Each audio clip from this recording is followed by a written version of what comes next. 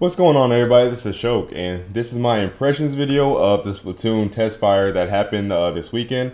Now, I only got to play one session, which was the first one, because I had to work during the other two, so that sucked. But I did get plenty of games in during that one session, excuse me. So I had got, a pretty good amount of experience in that game, and enough to, give some accurate thoughts, and on the game and things of that nature. And of course, I'm going to be talking about some of the politics and stuff going on surrounding this game, but I'm going to say that for the latter half. Right now, let's talk about the actual game itself. Now, starting off out the gate, the first thing I noticed about this game is that, and of course this is nothing new, this is nothing different, it's the Nintendo game, but the game is incredibly smooth. Buttery 60 frames per second. Everything about it is just smooth like butter. The aiming, the moving your character, the movement, with the squid, all that, the game just moves seamlessly and fluidly, so it just feels really good just to, like, having your hand in play.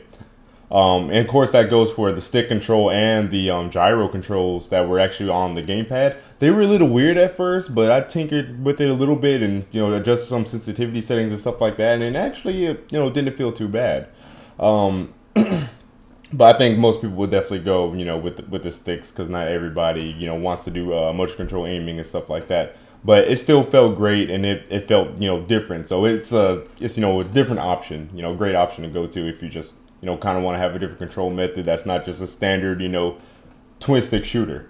The guns in the game. Now, my first impression of the guns were the Splatter Shot and Splatter Shot Junior. They're okay, whatever. The Splatter Shot Junior is pretty much, I'm assuming, is like the submachine gun, I guess it's supposed to be, while the regular Splatter Shot is just a regular balanced assault rifle. And then there's the what's it, Splatter Shot? The sniper rifle. I forgot the name of it.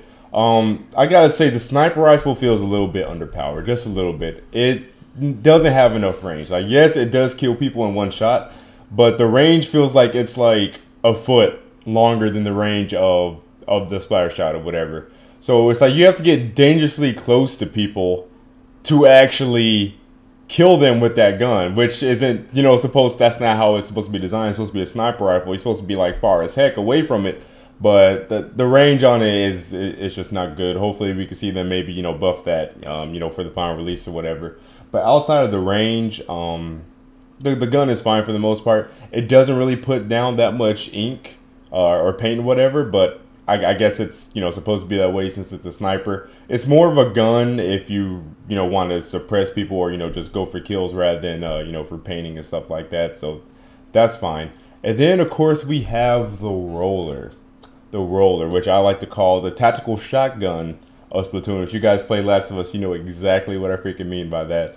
But no, the roller itself isn't broken. It's just broken in Turf War. Turf War being the game mode where you win depending on how much ground you've covered with your team's ink. And the regular like team deathmatch mode or whatever, stuff like that, the weapon's not going to be so great. But for Turf War, it's a pretty powerful weapon. I mean, I was telling this to the guys in the Skype call last night, whatever, and I kid you guys not, for those of you who haven't played it, anybody who played it could tell you this. They can attest to this. The team with the most rollers, like, won. Like, I swear to God, that's pretty much how these matches boil down to. I remember I was on a team, we had 3 rollers. I was the only dude who wasn't a roller, and like the other team had 2. And like when we spawned before the game even started, I was like, oh, we win. We have more rollers than we ended up like winning. And rollers are really freaking good for Turf War. They just they really freaking are. So, but it is limited. Doesn't really have any range, and the sniper rifle is a really hard counter to that. So like I said, I don't think it's going to be a problem outside of game modes that aren't Turf War, but for Turf War, those things are definitely going to be a problem. Which segues, not necessarily segues, but which leads into my next point that I want to bring up about this game. And yes, I'm sorry I have to talk about this. Voice chat.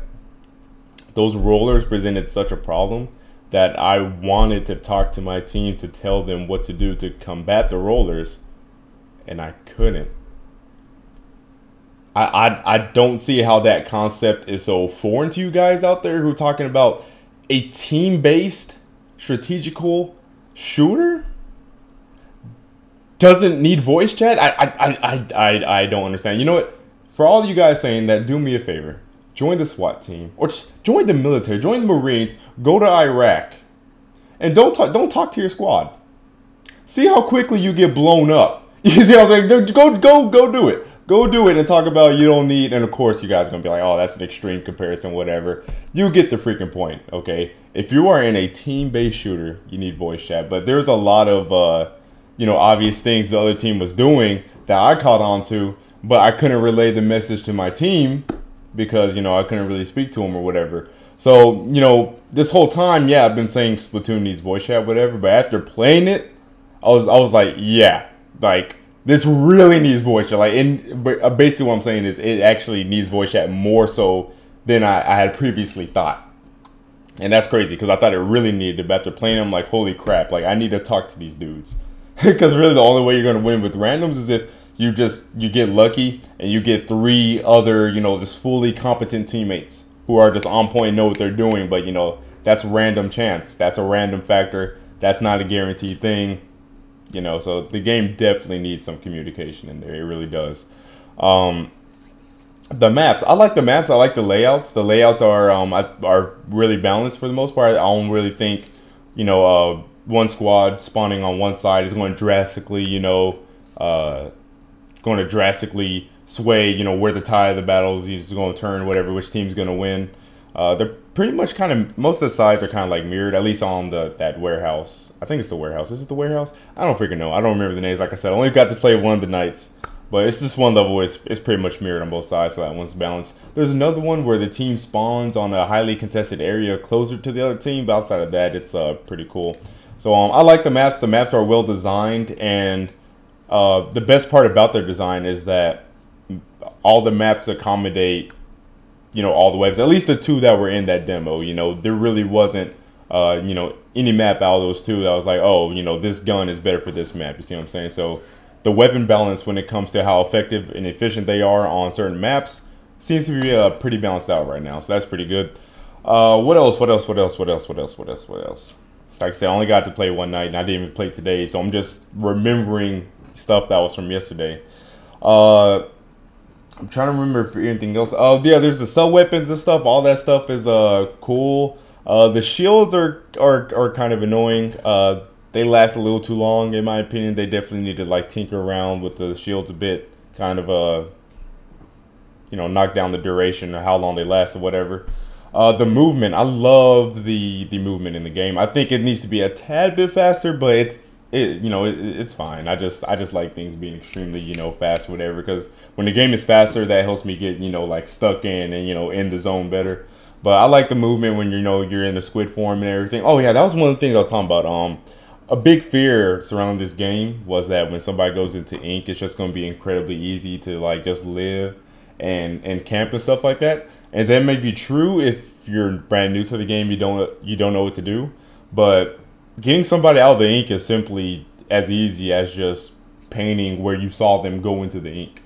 You see what I'm saying? Because they're not completely invisible while they're moving. You kind of see like a little lump or whatever, like while they're moving around, whatever. All you gotta do is like shoot where they are, like shooting their pathway, whatever. And they'll get slowed down because when you get into an enemy's ink, you get slowed down and stuff. You start taking slow damage. I believe. Do you take slow damage? God dang it! I wish I played the game today so I can remember. I'm pretty sure you take damage over time when you're standing in the enemy ink. So there's countermeasures to the camping in that game in the ink and stuff like that. So that's great because if that wasn't something that was addressed, if that's something that didn't have any form of like counterplay, then that online community just would have been fucked. You see what I'm saying? Like it would have been bad, but there's definitely counterplay to that. So the game is really good. It's really fun. It's not more than I expected, and that's not to say that I was underwhelmed because I was expecting this game to be really fun, and it turned out to be at that same level of funness, not a word, but that I was expecting it to be. So it didn't overwhelm me, but it didn't underwhelm me at the same time. It was perfectly as I expected it to be. It's a great fun game. The only problem is that it's going to be limited by stupid, nonsensical, irrational, emotion-based decisions, which I'm not really going to get into all that or whatever. But you guys already get the drift of that. But the big question is, because this has been something that's been debated in the Nintendo community for a long time now, am I going to purchase the game day one? No. I saw a lot of people talking about after this test fire, after this beta, how could you not buy this game, day one or whatever, or how could you boycott this game? Like I said before, who didn't think this game was going to be fun, right? Nintendo does not make bad games outside of like Wii Music, for the most part. There might be another or something, but Nintendo first party titles, I'm not talking about, like the small kind of irrelevant ones, like, Kirby Canvas Curse, stuff like that, or, and not to say that's a bad game or whatever, but you know what I mean by that, but stuff like, Mario Party 10. I'm not talking about those. I'm talking about actual, like, serious, the next big title from Nintendo coming out for their systems or whatever.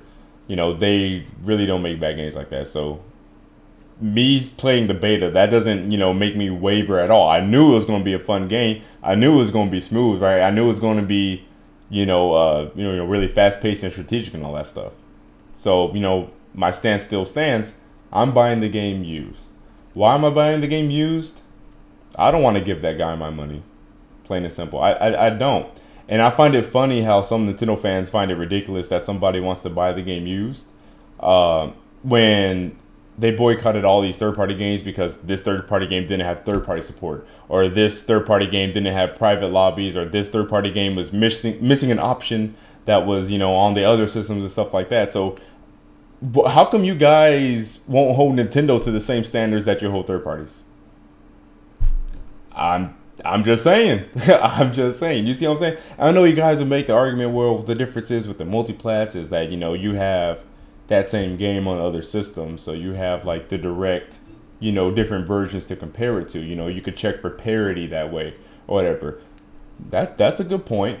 But at the same time, think about it. Let's say we lived in an alternate dimension where Splatoon was on the PS4. Would it have voice chat? Yeah. It had a lot more. If it was on the Xbox One, would it have voice chat? Damn right it would have voice chat.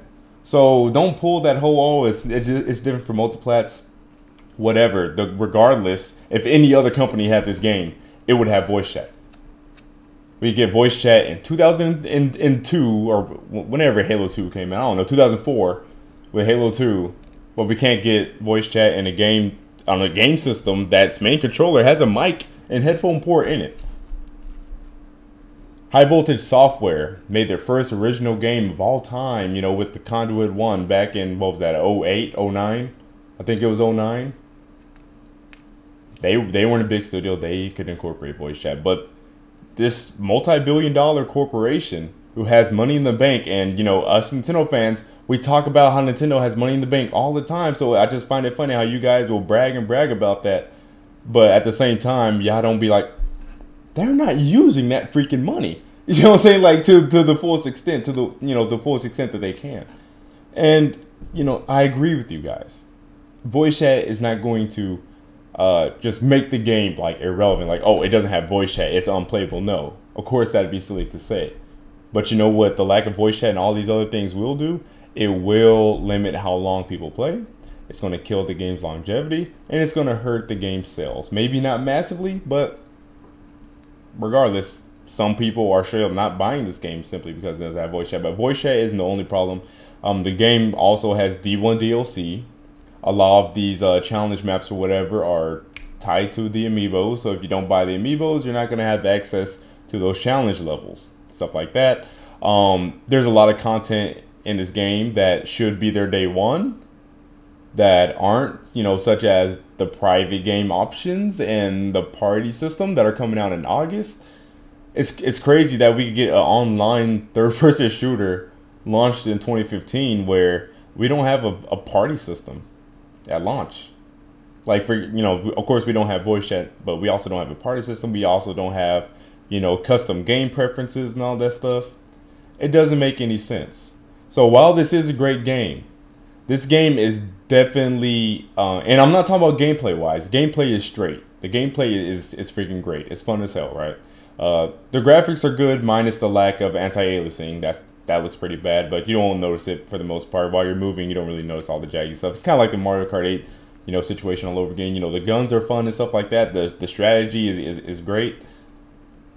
But when it comes to content, this game is not up to Nintendo standards, because I can't think of a single Nintendo game where they've released all this stuff post-launch that should have been in there like day one. You see what I'm saying? Things that are like essentials to that genre. Like, how do you not have a party system? How do you not have, custom game preferences day one in an online shooter? That is beyond me. So, with those reasons, along with voice chat, it's not just voice chat. The DLC is bullshitty. The fact that it doesn't have these essential features day one is bullshitty. And you guys know damn well if a third-party developer pulled this shit with the game, all hell would have broken loose. Okay, so don't give me this, oh, it's okay, whatever, y'all didn't know. Any other company did this, you guys would be down their throats. But that's the reason why I'm buying Splatoon used. It's the best way to not give them your money and still be able to enjoy the game at the same time. But those are my thoughts, guys. I think the game is great. Based off what I played in the test fire, I would give it like an 8.5 out of 10. It's really super fun. I'm looking forward to the game, just not on May 29th. But that's for this video, y'all. Thanks for watching. I'll see y'all later.